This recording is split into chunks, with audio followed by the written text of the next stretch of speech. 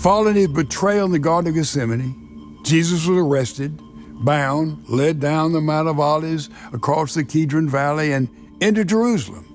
There he was taken immediately to the home of Annas, the father-in-law of Caiaphas, the current high priest, for the first of 6 trials. 3 trials would take place before the Jewish leaders and 3 before the Roman authorities. Because the Jewish leaders did not have the power to condemn anyone to death by crucifixion, they delivered Jesus to Pilate, who was in Jerusalem to keep peace during the Passover festival. By this time, Jesus had already been spat upon, beaten with fists, slapped, mocked. Before Pilate, the charge against Jesus had been blasphemy to treason.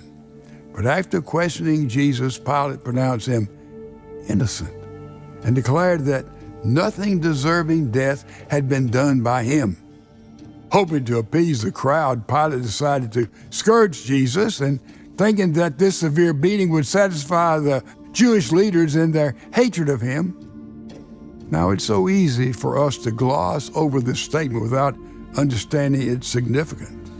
A trained expert in the art of torture could inflict so much damage to the body that it resulted in broken ribs, bleeding into the chest, and collapsed lungs. The Romans knew how to beat a man literally within an inch of his life, and victims went into shock within minutes, and many died from their wounds. Jesus would have been chained to either side of a low wooden pillar, stripped, and then lashed on every part of his body. Once the beating concluded, soldiers fastened a crown of thorns, 2 to 3 inches long, razor sharp, and pressed it down on his head.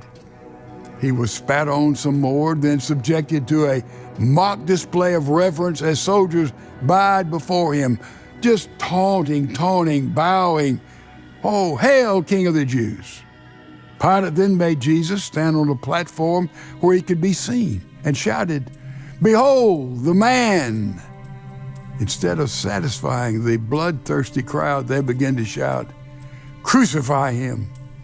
In a frantic effort to free Jesus, Pilate offered to release either Jesus or Barabbas, a known criminal who was scheduled for crucifixion.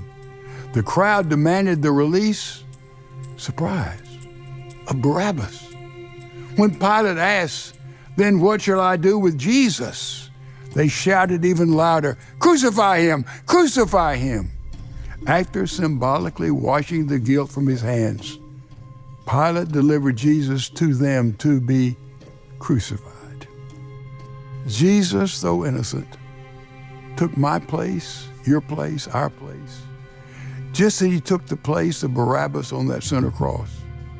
That is true, ladies and gentlemen, for each and every one of us as well, for you and for me.